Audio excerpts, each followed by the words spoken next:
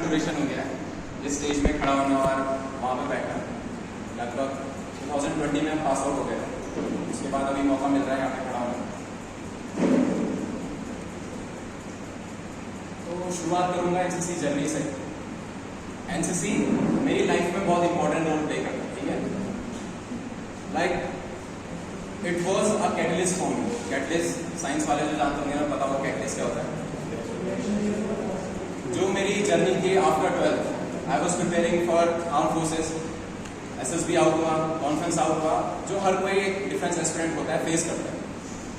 3 बार conference out हुआ, उसके बाद लैंड अप इन DAV में मिला। तो first thing in my mind was like I have to go through this. कोई ऑप्शन नहीं है, इधर फेस इट और या तो पीठ दिखा के भाग जाओ। 1 साल भी ड्रॉप हुआ, उसके बाद नेक्स्ट ऑप्शन था DAV जाना है, क्योंकि वहाँ का नाम सुन रखा था, NCC बहुत अच्छी होती है और NCC लेवल की अच्छी होती है। तो मैं इतना था कि चलो DAV चलते हैं। And NCC was a time where I have to test myself, like what are the qualities what were lacking in me and what are the qualities in which I have to do. Those 3 conference out was so difficult for me because एक self doubt वाला एक आ जाता है दिल में कि यार हूँ भी बना कि नहीं बना। Because 3 conference out at a time of NDA, जब you are a raw material, और उस टाइम पे मे भी इतनी क्वालिटीज चेक नहीं होती because you are not that much of mature age compare to graduate गाय।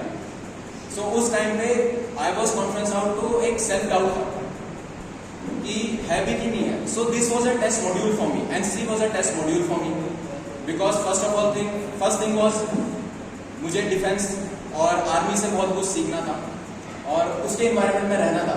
तभी तो मैं अपने आप को टेस्ट कर पाऊंगा कि मैं हूँ भी की काबिल की नहीं हूँ। और मैं अगर डिफेंस से कहीं दूर कहीं बीटेक कर रहा होता and then I am thinking of यार मेरे अंदर क्या क्वालिटी है, देन आई थिंक वो एक गलत डिसीजन होता और एक NCC एक ज़्यादा बेटर डिसीजन था मेरे लिए। तो yes, coming in NCC was one of my thoughts and one of my plan to join arm forces.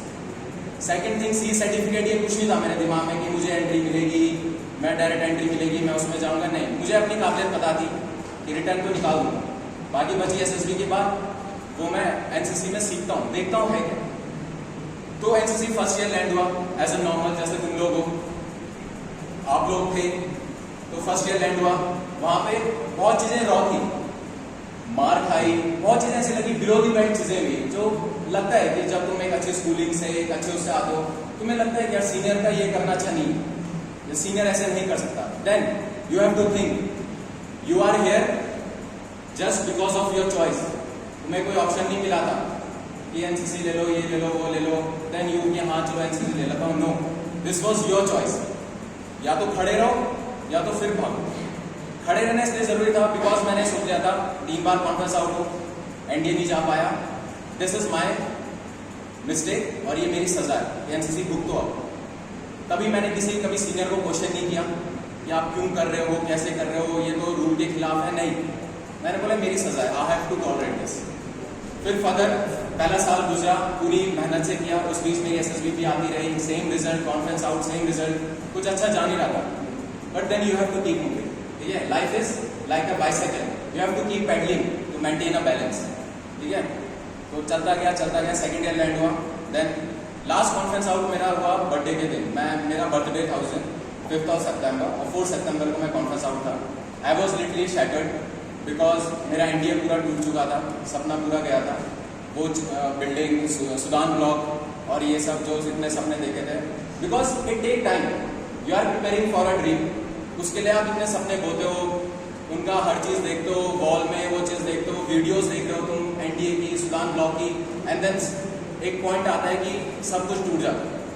Then वहाँ से अपने आप को खड़ा करना इज व्हाट आई फील कि वो एक आदमी है। सक्सेस आती जाती रहती है, ठीक है, सक्सेस आती जाती रहती है। मेन चीज़ है खड़ा होना वहाँ पे, और उस पॉइंट ऑफ टाइम पे खड़ा होना, अपने आप को संभालना is one of the thing जो मैं चाहता हूँ कि आप अपने अंदर डेवलप करें।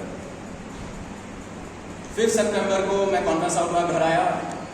फैमिली सपोर्ट होना बहुत ज़रूरी है। और अगेन मैं एक चीज़ यहाँ पे क्लियर करना चाहता हूँ कि फैमिली सपोर्ट तभी मिलता है जब तुम उन्हें प्रूव करो कि you have worth in you, ठीक है। ये नहीं होता कि मेरे पापा सपोर्ट नहीं कर रहे हैं, मेरी मम्मी सपोर्ट नहीं कर रही है, नहीं, उन्होंने जितना सपोर्ट करना था वो कर रहे हैं। बट देन ये आपकी मिस्टेक है कि आप उन्हें इतना श्योर नहीं कर पा रहे हो कि I am capable of doing such things, उन्हें श्योर तो करो। अगर मैं भी वो 3 NDA नहीं निकालता या मैं भी अगर रिटन एग्जामिनेशन नहीं निकालता तो मैं भी वो यही सोचता है कि चल भर्ती और निकल। दिस वॉज देयर मेंटालिटी, यही सोचते। बट जब उन्हें आप प्रूफ करोगे, अपना वर्क प्रूफ करोगे, अपने हार्डवर्क दिखाओगे उन्हें, और वो फैमिली है यार, माँ तो ये भी समझ आती है खाना क्यों नहीं खा गया है, क्योंकि बाहर से खा के आ रहा है। वो 2 रोटी खा के पहचान लेगी कि तूने खाना बाहर से खाते आ रहा है, बिकॉज वो तुम्हें रोज देख रहे हैं, रोज तुम्हारी ईटिंग हैबिट्स देख रहे हैं कि तुम किस तेजी से कितना खाना खाते हो। और the sudden moment of time तुम वहां 2 रोटी भी नहीं खा पा रहे हो, देन शी विल से क्या खाया, क्या खा गया है बाहर से। तो वही बोल रहा हूँ, ये मत बोलना कि फैमिली सपोर्ट नहीं करती, माँ बाप सपोर्ट नहीं करते, ये बहुत गलत चीज है। मैं मानता हूँ एक्सेप्शन केस होते हैं, बट अगेन यहाँ पे तुम खुद को देखना। 5 सितंबर घर आया, पेरेंट्स ने समझ लिया कि हो चुका है इसका, तो लाइक मैं थोड़ा इमोशनल था बिकॉज एक ड्रीम जा चुका था। फैमिली ने सपोर्ट किया और एक बहुत अच्छी चीज़ बोली कि मैं भी सिर्फ 19 साल का हूँ और मैं ऐसे सोच रहा हूँ, तो व्हाट अबाउट दोज जो 26, 27 साल और 25, 24, 24-25 साल तक लगे रहते हैं। तो उन्होंने समझाया कि अभी उम्र है, अभी जस्ट ग्रेजुएट पास आउट हुआ है, अभी लगे रहे। देन सेकेंड ईयर और जस्ट उसके बाद RDC शुरू। RDC करने का यही मोटिव था कि I have to test myself. अगर मैं अपनी लिमिट्स क्रॉस नहीं करूँगा, academics was nowhere in my mind because I was very much clear academics is my forte. जो मेरा फोटे नहीं है वो है ग्राउंड। जो मेरी कमी आ रही है वो आ रही है in my personality, in my core qualities, दो 15 क्वालिटीज जो तुम हमेशा पढ़ते रहते होंगे, हमेशा देखते रहते होंगे और मे बी हर जगह यही देखते रहते होंगे, वो प्रॉब्लम उनमें आ रही है। Then you have to think where is your weakness and where are your strength point. If you will keep wasting your time in strength point, then definitely your weakness will be highlighted in such a way, your strength कभी दिखेगी ही नहीं, वो weakness ही बड़ी होती रहेगी।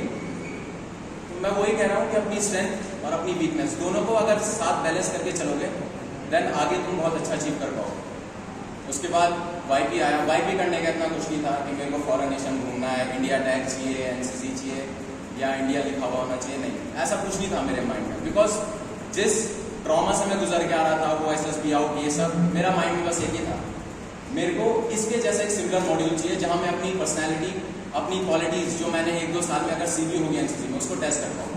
YP was that module for me. YP गया, बहुत up and down आए। मुझको मेरी वीकनेस इतनी ज़्यादा हाईलाइट की मेरे CEO सर ने। मैं अपने CEO सर को इसमें बहुत बड़ा कंट्रीब्यूटर मानता हूँ कि उन्होंने मेरी वीकनेस को और लाइमलाइट लाया मेरे सामने। उन्होंने चीज़ें मेरे सामने लाई और बहुत चीज़ें उन्होंने बताई कि ये वीकनेस है तेरे अंदर। देन वहाँ से आई हैव स्टार्ट वर्किंग। और यू कैन और इनफैक्ट NCC में भी जब मैं था, कभी इस चीज़ का एटीट्यूड नहीं था कि मैं YP हूँ, मैं SC हूँ, बिकॉज मेरे खुद के माइंड में मेरी अपनी टसल चल रही थी। The tussle was between me and my self, between me and my personality, between me and my weakness, between me and my failures. It was not all about world. World क्या सोच रहा है, वो मेरे से ऊपर हो गया, नहीं। Because at the end SSB में मैंने जाना है, इंटरव्यू नीतीश रावत ने फेस करना है और चेस्ट नंबर होगा तो नीतीश रावत का होगा। वहाँ पे कोई सेकेंडरी, थर्ड और फोर्थ और फिफ्थ पार्टी कुछ नहीं है। फिर मैं DNO सर का भी बहुत शुक्रिया हूँ कि उन्होंने मुझे रैंक दी और सीनियर ऑफिसर बना। सीनियर ऑफिसर बनने से, और हाँ एक चीज़, अभी कल रैंक सेरेमनी हुई है और काफ़ी खुश होंगे, काफ़ी नाराज़ भी होंगे कि हमें रैंक नहीं मिली। वी वर पोटेंशियल, हम पे वो पोटेंशियल था, we were capable of holding that rank और होल्डिंग दैट रिस्पॉन्सिबिलिटी और holding that appointment, we were capable और we have everything, we have those qualities. और फिर दूसरे को देख के जज कर रहे होंगे कि इसमें क्या ऐसा था कि इसको रैंक मिली और मुझे नहीं मिली। देन एक चीज मैं बता दूं, rank are just a fame to your progress, ठीक है। There are many more Vikram Batras in the army, but no one talks about them because they are not working for fame. There are many more Manoj Pandey in the army, they are not talking about that. There are many more Major Mohit Sharma working undercover in the J&K and Srinagar. No one knows about them because they are not working for fame. They are working for their country, for themselves. So वहाँ पे तुम्हें खुद से काम करना है अपने लिए. Rank is just a, you have given a special responsibility. Okay? और वो responsibility I don't think so वो तुम खुद से भी ला सकते हो। अगर तुम हो एक अच्छे, तुम्हारे अंदर क्वालिटीज हैं, तो तुम वो रिस्पॉन्सिबिलिटी खुद से भी ला सकते हो। तो सबसे पहले दिमाग में निकाल दो कि जो रैंक वाले हैं उन्हीं का कुछ होता है, नहीं। In our batch we are total 4 recommend candidates, एक मैं, मेरे साथ 3 और। तो रेशो खुद देख लो, I am the only one जो रिकमेंड है अभी इस टाइम। मेरे से पहले 3 और 1 अकेडमी जा चुका है, 4। खुद रेशो देख लो, 4 are non rank holders and 1 is rank holders. तो you can just imagine the ratio, ठीक है। अब ये रेशो बहुत चीजें बयां करता है कि rank is not only thing जो तुम्हें चाहिए, वो क्वालिटीज हैं, तो रैंक डजंट मैटर। फिर जर्नी ऐसी चलती गई, I was working on my weakness, मेरे फ्रेंड्स। सेकेंड मोस्ट थिंग, इस टाइम पे ऐसे इंस्टा की रील्स तो सब देखते होंगे, उसमें मैं ऐसी रील्स स्क्रॉल कर रहा था और वहाँ पे मुझे एक चीज़ आया कि 21 से लेकर 23 साल तक इज आर क्रूशियल एज, ठीक है। वहाँ पे वी थिंक्स कि our friends are more mature than our family, we thinks our friend have more knowledge than our family. तब it is your good luck और बैड लक कि जहाँ पे तुम्हें फ्रेंड्स कैसे मिले, ठीक है। इस टाइम पे तुम्हारे फ्रेंड्स बहुत मैटर करते हैं, और मैं सबसे फॉर्चुनेट जो मेरे फ्रेंड्स ऐसे हैं जिन्होंने मुझे पुश किया, बिकॉज वो बहुत आगे हैं मुझसे। बट देन उनका, और फ्रेंड्स वही हैं जो तुम्हारी गलती सीधा मुंह पे बोलते हैं, उन्होंने सीधा पॉइंट आउट किया कि ये ऐसे करके, and then I have start working, यार इस एरिया में मुझे काम करना है। Friends are the second thing जो तुम्हें मैटर करती है, because I know generation gaps are there, you can't even more expressive to your family, to your parents, your mother. In fact some are fortunate जो अपने ये चीज़ें शेयर करते हैं, they are most fortunate person in the world, because वो चीज़ अपने share करते हैं। बस हम जैसे जो आते हैं middle class family and Orthodox culture से, वहाँ पे होता है कि वी डोंट इवन उनको चीज़ें बताते नहीं है कि क्या चल रहा है लाइफ में, क्या नहीं चल रहा है। देन उस गैप को फिल करता है फ्रेंड्स, ठीक है। फ्रेंड्स कैसे तुम फ्रेंडशिप निभा रहे हो, कैसे कर रहे हो, दे matter a lot, they matter a lot. Interview में my interview was 1 hour 10 minutes, duration was 1 hour 10 minutes, whole 30 minutes was only on friends, what they are doing, what their qualities are, what improvement you want, what they want in you. Only 30 minutes are in the interview was only dedicated to my friends. सोच लो friends का कितना weightage है life. Family was hardly 15 minutes, ठीक है। Family का इतना कुछ नहीं पूछते, पापा की क्या क्वालिटीज़ हैं, मदर की क्या क्वालिटीज़ हैं, क्या सोचते हैं क्या नहीं सोचते, दैट्स इट। फ्रेंड्स, बिकॉज बहुत फेमस नहीं है, your friends are the reflection of your personality, your friends are the reflection of your personality. और जाहिर सी बात है, तुम उन्हीं फ्रेंड्स को देखते होंगे जो तुम्हारे आसपास रहते होंगे, तुम उन्हीं से अट्रैक्ट होते होंगे जिनकी आइडियोलॉजी तुम्हारे साथ मैच होती होगी, और जिन तुम्हारे साथ मैच होता होगा। तो then you have to be more अपने फ्रेंड्स चुनने। एंड आई थिंक सब पे वो क्वालिटीज हैं, if I can do, I feel anyone can do, ठीक है। बिकॉज जहाँ से मैं आया, जैसे स्टार्ट किया, जो जो चीज़ मैंने की, and in third year also there are many more cadets who are working for this, like one of this Sagar Chaudhary, जो अच्छी बात में लगा हुआ है अपना, और I know in certain point of time वो अपना एम भी अचीव कर लेगा। So you have to first dedicate, you have to first decide your path. चलना तो दूर की बात है, पाथ डिसाइड करो किस जगह जाना है, कैसे जाना है, then next is your determination, your temperament to achieve that goal. बाकी रेस्ट यही है। उसके बाद एनसीसी हुआ, एनसीसी के बाद पूरा focus arm forces, and recently got recommend for air force through FCAT entry, and hopefully I am preparing for army, so NCC entries and all IMA entries are next in the queue. So yes, preparing for that too. But yes, one thing from my side is that NCC, you should take NCC as a test module to your personality. Don't create an extra aura, extra attitude. We are in NCC, we have done RDC, I am a senior officer, I am an under officer, I am in a YPN, I am an RDCN, I am in a TSCN. These all are just a shit. But because मैं जब NCC entry किया था, मैं conference out आता है entry से, NCC entry में मेरे आगे के 5 YP, मेरे पीछे के 3 YP, मैं कहाँ स्टैंड करता हूँ? फैक्ट है, मेरे आगे के 5 वाइफ है, मेरे पीछे की 3 वाइफ है, मैं कहाँ स्टैंड कर रहा हूँ? देन क्वालिटीज में स्टैंड कर, ठीक है। दीज मैटर लास्ट में यार, तुमने अपनी लाइफ जी तो लास्ट में आता है, बट पर्सनैलिटी क्या है तुम्हारी, वो मैटर सबसे ज़्यादा करती है। और इनफैक्ट तुम्हारे सीनियर्स, हमारे सीनियर रोहित सर, उन्होंने तो कुछ कैंप ऐसा कुछ नहीं किया था, they was just simply a CATC और एक अंडर ऑफिसर थे, और वो आज OTA से अपना लेफ्टिनेंट है। तो जो चीज़ें समझाना चाह रहा हूँ वो यही है कि एटीट्यूड और इन सब चीज़ों में मत पड़ो, ठीक है।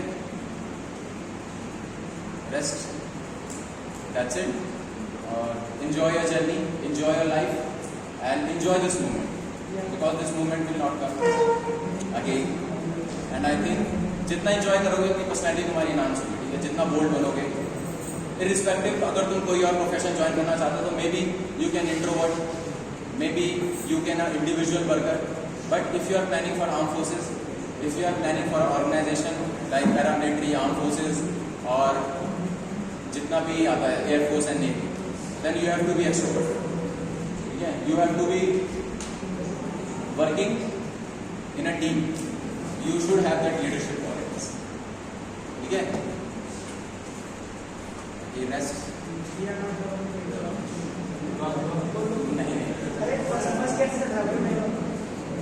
नहीं देखो सुनिए अंग्रेजी में बात, अब तुम में से कई होंगे